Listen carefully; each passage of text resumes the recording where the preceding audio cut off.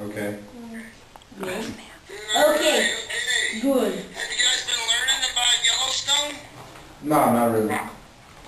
Not really? Alright, sounds good. Well, I will tell you everything you need to know about Yellowstone. Have you guys ever heard of Yellowstone before? Of course, we did. Can you hear me? Like if I talk this way? Okay. Then come closer. Can you hear me okay? Yeah, but can you hear me? I can hear you a little bit. You sound like you're a little bit off in the background. Can you move the camera down so I can see them a little better? All right. There we go. So how many folks do we have in attendance today? There's like 6 of us. Six, Second all count. right. Well, welcome, guys. Do you need me to talk slower for you? No. No, it's okay. No, Okay. Well, because sometimes I can tend to talk fast, and I don't know how well your English is, so I don't want to, stumble over stuff for you. Well, hey, I work at Yellowstone National Park, which is a very important place because it is the first national park. So it's the first time that a government, the politicians, they got together and said, hey, we're going to set aside this huge tract of land, and we're going to set it aside for future generations to enjoy. So this place has been set aside for future generations, which is you and I, because that was 143 years ago. And we set and that's very important because it led to the establishments of many national parks, not only here in the United States, but worldwide. And we set this land aside to protect our hydrothermal features. Now, do you guys know what I'm talking about when I say hydro? Sure. I mean, I do. That is water. And then thermal, you know what thermal means? No. Means hot. So hot water. Yeah, so we have these features that are made out of hot water. And the reason why we have it here in Yellowstone is because, believe it or not, I am standing on top of a volcano right now. A super volcano, one of the biggest volcanoes, active ones in the world, but no lava is coming to the surface right now, and it hasn't for at least 70,000 years, but it's still active. So this is what Yellowstone National Park looks like. This is the map of Yellowstone. And you see this red line here? Yeah. Yes. That is called a caldera. Can you guys say caldera? Say caldera. Yeah. Not the kind of hot spring you'd want to jump into, because it'd be very hot. And you don't want to burn yourself. But there's another reason why we wouldn't want you to be inside the hot spring is because it is a specialized habitat. You guys know what I mean by habitat? Yes. Yeah. Yes. Yeah, so a place where animals live, or in this case, microorganisms, and they are called bacteria. Now, you guys know what photosynthesis is? Yes. I mean, Yeah, so trees use chlorophyll B, which is a green color, to capture wavelengths of the sun to create sugars and energy for themselves, and then create oxygen as a byproduct. That is what lives in these creatures are bacteria that do the same thing, microorganisms. But you would think if they're limestone, and then hot water runs through it, and it dissolves the limestone, and then as it runs out, the water runs out, it redeposits it, and it becomes what we call a travertine. And this is the part of the park I'm in right now. So this travertine, as the water, it takes up the calcium carbonate and it redeposits it, it will build up about, say about a quarter of a centimeter a day. So, within a year, if I stood in the same exact spot, it would cover my head. Then we also have what are known as steam vents or fumaroles.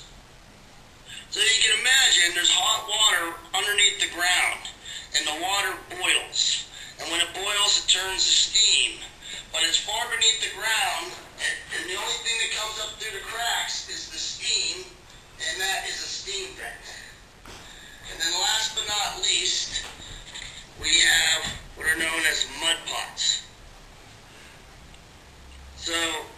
inside of the mud pots, there are microorganisms. These ones do not live off the sun, though. They live off of chemicals. So the volcano has gases coming up through it. In certain parts of the cracks, the plumbing system will have gases coming these hot springs and these geysers. Yellowstone is as big as the states of Rhode Island and Delaware put together. And we set it aside for those. We also saved a bunch of really cool stuff as far as mountainsides and beautiful rivers and forests, but also animals. So this right here is called a American bison or a buffalo. And there was once 30 to 60 million of these creatures all across the United States. But unfortunately, there were so many of them, and they were for the taking, and we didn't have rules to protect them in the old days. People just started killing them off. They killed them off for meat, and they would kill them off for different reasons. They would like to take the hides and make them into belts. So, not belts that you wear on your waist, but belts that are on steam engines. So, all the factories that were in the United States back in the late 1800s used bison belts to power their motors. And it ended up making them go almost extinct. But we happened to save them here at Yellowstone. So in Yellowstone, this is the only place in the U.S. where bison have always roamed since the glaciers have melted here in Yellowstone. And they're a very large animal.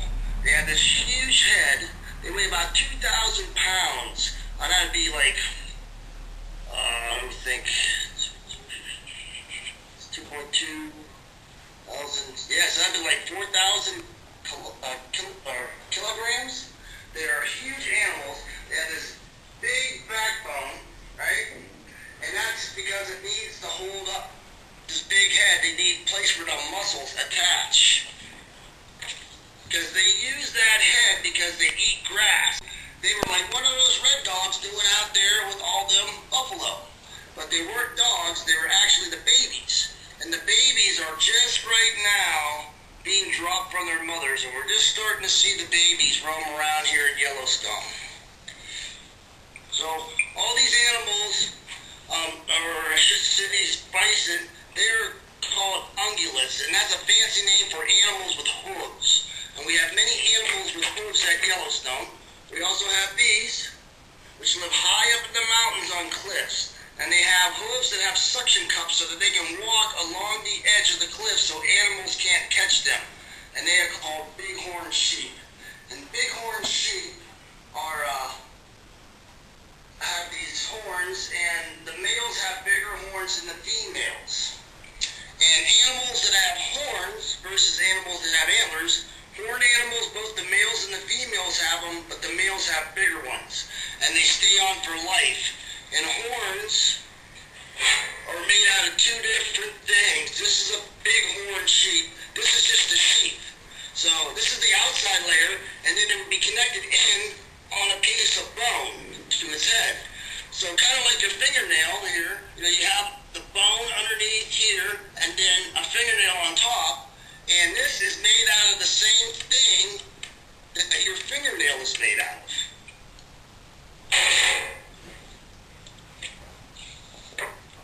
Then we also have this animal here. Does anybody know what this is called? Well, this is a pronghorn. Some people call them antelope, but they're not antelope. Antelope live in Africa. But they're very similar to antelope in Africa because they're very fast. So they have large lungs, a big heart. They can run very fast. They're the fastest land mammal in North America. Now, the reason why they're compared to antelope is antelope are very fast and they have a very similar body. And what's really neat about the pronghorn and the antelope is that they had the same predator. They evolved to be able to run fast and get away from the same animal. The word elk is derived from a German word that means moose, so it can get a little confusing to people that come here from Germany. But this is an elk, It has antlers. It's a member of the deer family, the second largest. Let me show you.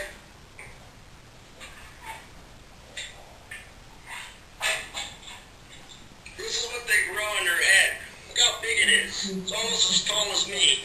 So they will grow these on their head every year, and they will fall off, and then grow back new every single year. And it's just one piece of bone, unlike a horn where it's made out of two pieces.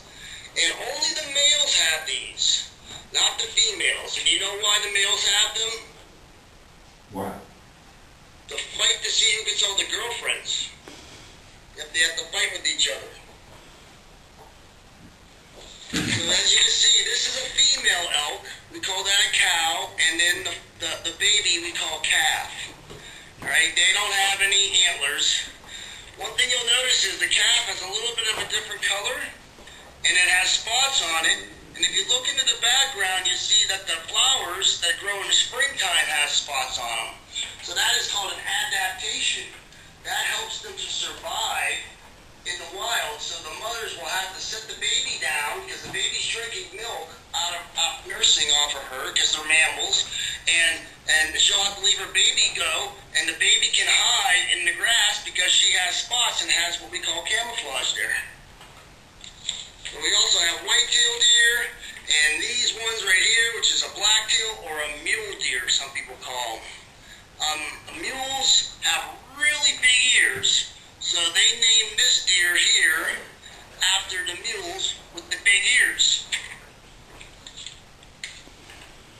And this, of course, is a female.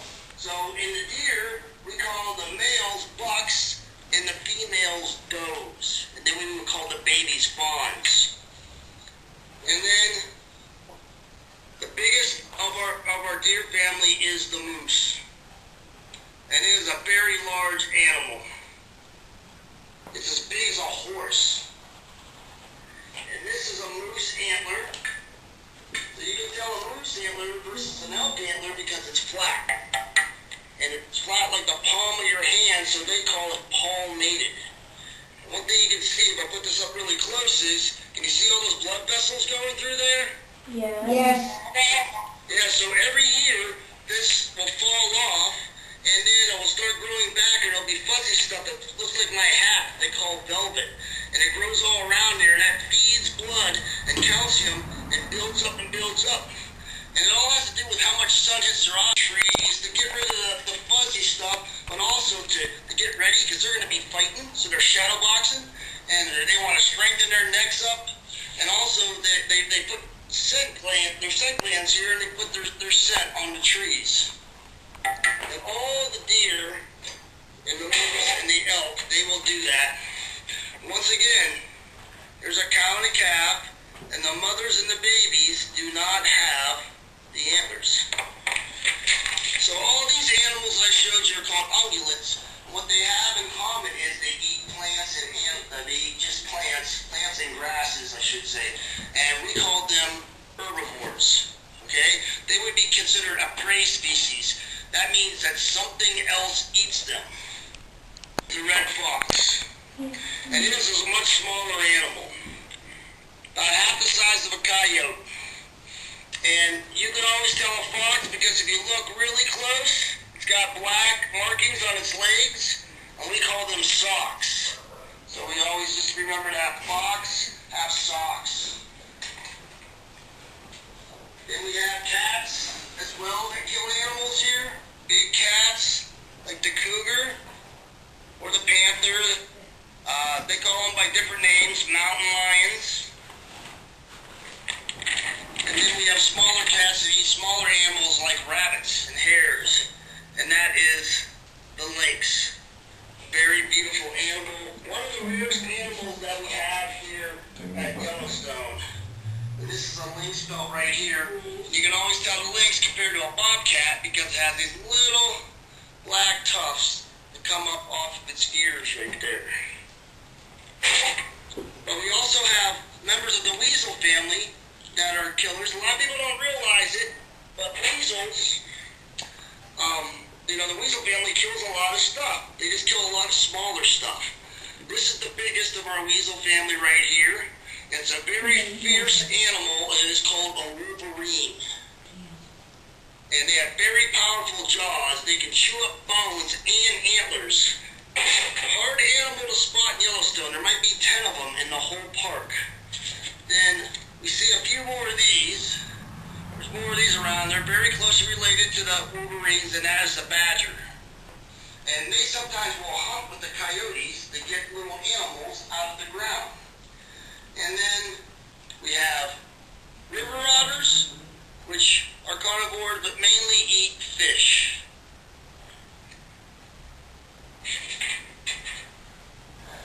Then you can see we even have little tiny weasels, small ones. This is a short-tailed weasel, very small animal, and it will prey on mice. They're sometimes half or a third of its size. And what's cool about these, we call them ermines also, is in the wintertime, they are brown. The summertime they are brown, and in the wintertime, grizzly bear. A grizzly bear is a subspecies of a brown bear. It's a brown bear that has silver tips on the end of its fur, and in the sunlight, it makes it look grizzled. That's how it got the name grizzly.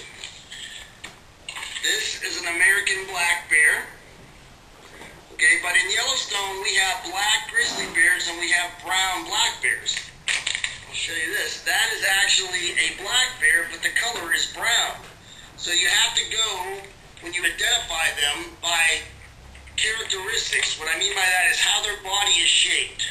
So a grizzly bear is an animal that lives in the open areas, and it digs up stuff all the time, like the ground squirrel and the pocket gophers will dig them up, and also will dig up their caches. You know, they'll set aside food, and the bear will take that from them.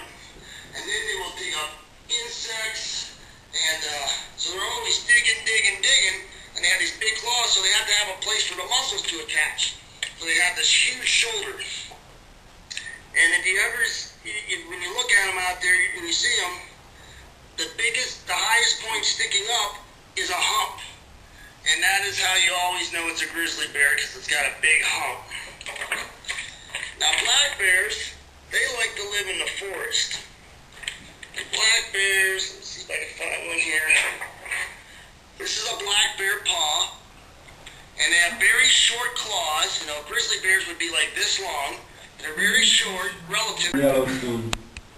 What is my job? Yes. Well, I am an education ranger, so therefore, right now, what I do is I talk to people all over the world, all over the country, through computers, via Skype, and teach them about Yellowstone. I will also go to expos, and I will go to environmental expos, where people go and learn about ways to save the environment. Another thing that I do is we have children come from all over the United States in groups. You know, there'll be a group of students from a grade from certain schools, and they will live here for 3 to 4 days, and we take them out into the field, and teach them about plants and animals, you know, ecology, rocks, which is geology, and then history of Yellowstone. Now, in about another week or two, I go down to my other job, which is south of here, down by the lake in Yellowstone, and I'm an interpretive park ranger, which means that I go around and I can. When you were attacked by a bear? Yeah, grizzly bear, for So the example. first thing that we teach is preventive maintenance. That means to create a situation where you never get attacked by a bear. Because bears attack you when you surprise them, especially when you walk up on a saddle. You want to cover this up because the bear is going to try to bite you back here. So that's a dominance thing. That's a discipline thing. So say I was a young male bear and I walked up on a female and her babies, because male bears kill baby bears so that they can mate with the females. The female would attack me and she would bite me back here on the back of my head and then bite me in my butt. And that's something that they do quite often. So you don't want to get bit back here, because then I could make you cripple, or that's where your involuntary reflexes, what I mean by that, that's where your breathing and your heartbeat is controlled. So you always want to cover that up, so if a bear does bite you, it goes into your hands instead. bear thinks that you're not going to threaten its food or its babies, then it leaves. But you want to lay there for a while and let it get out of there. So that's why I say the best thing to do is the preventive thing. Make the noise, carry bear spray, and hike in numbers, because then you don't have to have a bear even touching you.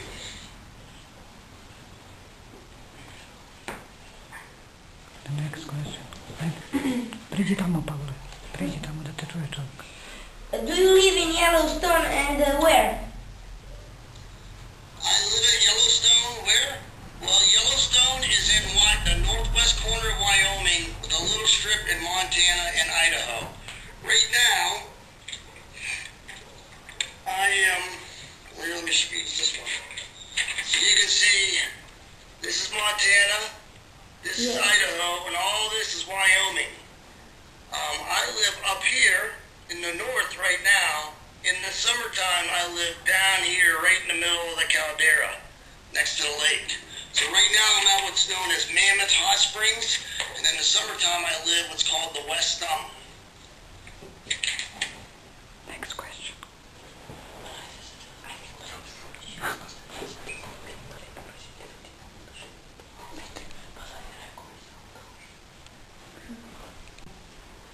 How many people live in Yellowstone? Yeah. It depends on what time of year it is. So in the wintertime, there's only 350 rangers living in Yellowstone. And maybe, I don't know, 800 concessionaires. That means people that work in the hotels. In the summertime, which would be considered the summer season next week, in next couple weeks, there'll be 800 rangers and about 3,200 concessionaires, so about 4,000 people. Yellowstone is located in a very remote area. So the nearest cities around Yellowstone have no more than 10,000 people. Once you get to about 100 miles outside of Yellowstone, then you have... Do you know when the geyser is going to go up? Wait a minute. Do you know? Ай, далеко питання. Мене колеко питання.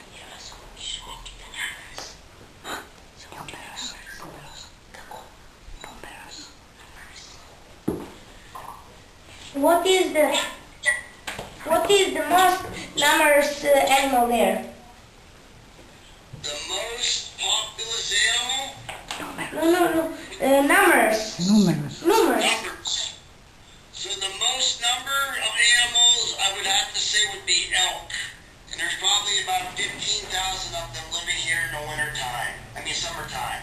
We have 4,000 to 5,000 bison or buffalo. Probably 200 to 300 pronghorns. 67 different species of mammals. Then we also have 320 different species of birds here, and 4 snakes, 2 frogs, and a lizard.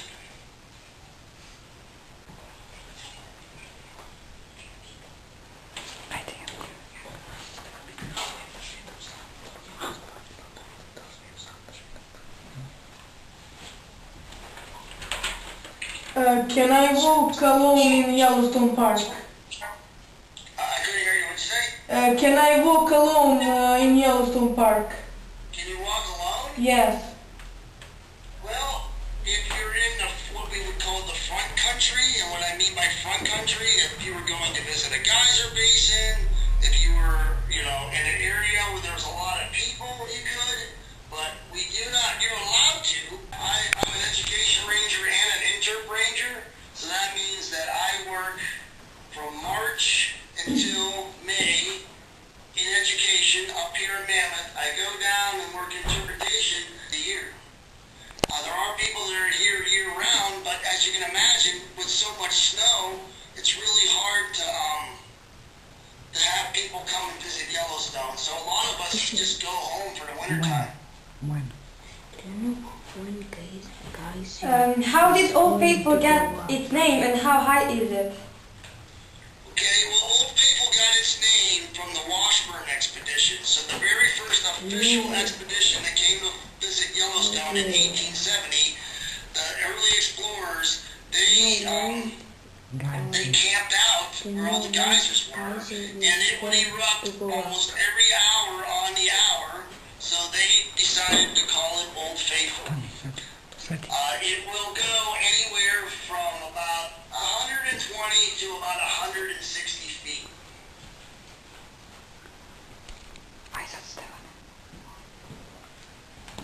Do you know when geyser is going to go up? Do we know when geysers are going to go off? Go up. We only predict geysers, about 6 geysers in the park. Some of them go off whenever they want to. Some of them are called perpetual geysers. They're always going off. But we have 6 of them. Old Faithful is one of them that we have a system figured out mathematically, and we can tell people when they're going to erupt. Ajde, ako znaš da će pitaš već.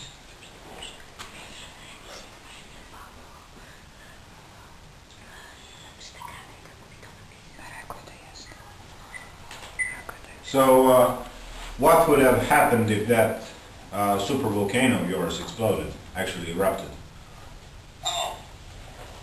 Well, we don't expect it to erupt within the next, until at least 10,000 years. A lot of people say it's going to erupt pretty soon because it supposedly erupts every 600,000 years, but they're only using 3 eruptions for data points. There's actually been 80 different volcanic activities here at Yellowstone. For instance, this is a big one. This is a super volcano, but if you look right here where this is, that was a smaller eruption about 174,000 years ago. So it doesn't erupt every 600,000 years. We get a really big one every 600,000 years. If this volcano erupted, it would definitely kill everybody on the volcano. Probably most of the people in the United States would either be killed or covered in ash, and probably most humans on the planet would die. And the reason why is it would blow so much dust up into the stratosphere, and then the other people would have to find ways to survive. And if the sun's blocked out, there's no plants growing, there's nothing to eat the plants, and then there's nothing to eat. So you don't have any plants to eat, and you don't have any animals to eat. It would be very devastating to humans. But the world would rebound because it has several times already. Next question.